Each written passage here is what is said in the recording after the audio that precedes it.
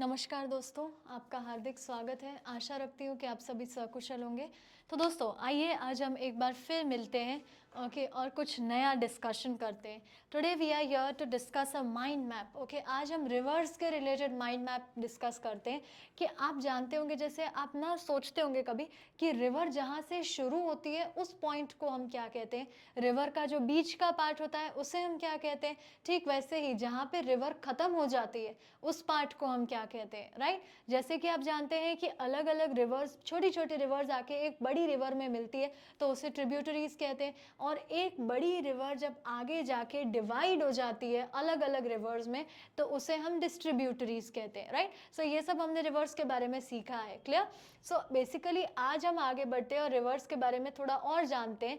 ठीक है, उनके सबसे शुरुआती पॉइंट को हम क्या कहते हैं कि जहाँ से रिवर शुरू होती है, ओके, बीच के पॉइंट को क्या कहते हैं और एंड पॉइंट को क्या कहते हैं। ठीक वैसे ही जैसे हम ग्रो होते हैं, ठीक है, सबसे पहले वी आर एन इन्फेंट, फिर धीरे धीरे हम एक किड बनते हैं, फिर हम एक चाइल्ड बनते हैं, फिर हम एक टीनेजर बनते हैं, फिर हम एक अडल्ट बनते हैं, फिर ओके उससे आगे हम चल के we become old. Is that clear. तो वैसे ही रिवर के भी ऐसे अलग अलग फेजेस होते हैं, तो आइए उनके बारे में जानते हैं। See we learn about the definition, we learn about the river course and we learn about the facts of rivers. Okay, सबसे पहला definition, okay, path followed by a river is called its course और its valley. ऐसा कहते हैं कि एक river के द्वारा जो पाथ फॉलो किया जाता है ना, उसे हम उस रिवर के कोर्स, उसे हम रिवर कोर्स कहते हैं, ओके, या फिर हम उसे वैली कहते हैं।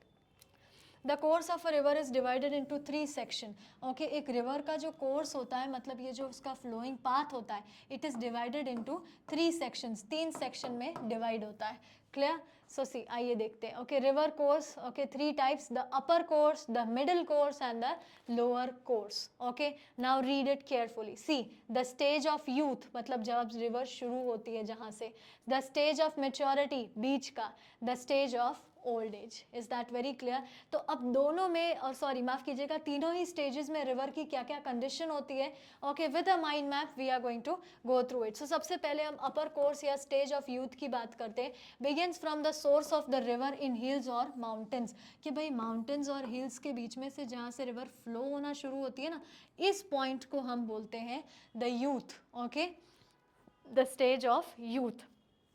Weathering leads to formation of V shaped valleys.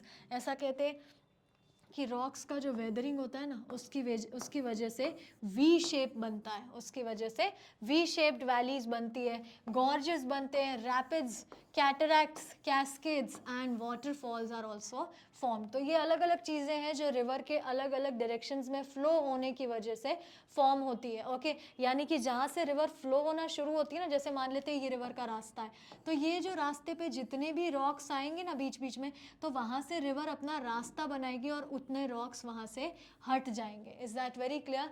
उतने रॉक्स वहाँ से हट जाएंगे, मतलब वो जो रॉक के पार्टिकल्स है ना, वो वीकन होते जाएंगे, वॉश होते जाएंगे, वीकन होंगे, वॉश होंगे। That's what you call as erosion, जिसे आप इरोजन के नाम से भी जानते हैं। ठीक है, a canyon is a very deep gorge, example the grand canyon of Colorado river. Okay, तो कैनियन जैसा भी बन जाता है, गॉर्ज जैसा।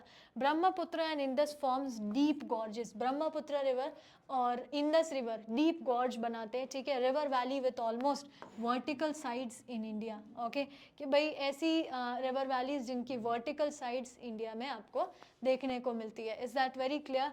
ओके, गॉर्जेस बनते हैं, वैलीज बनती है। Okay, gorges somewhat look like valleys only. Second, middle course में जब वो आती है, that is the stage of maturity. तो lateral corrosion widens the V shaped valley.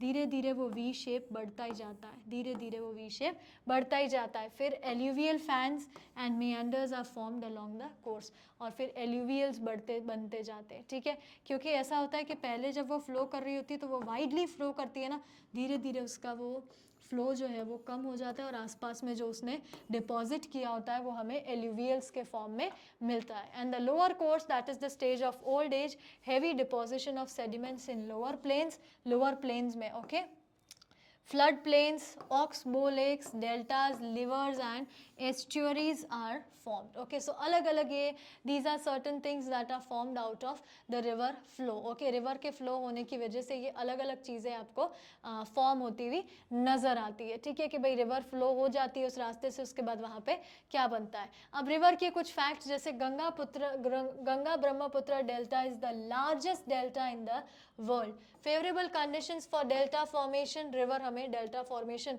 यानी फर्टाइल सॉइल के फॉर्मेशन के लिए सुटेबल कंडीशंस देती है.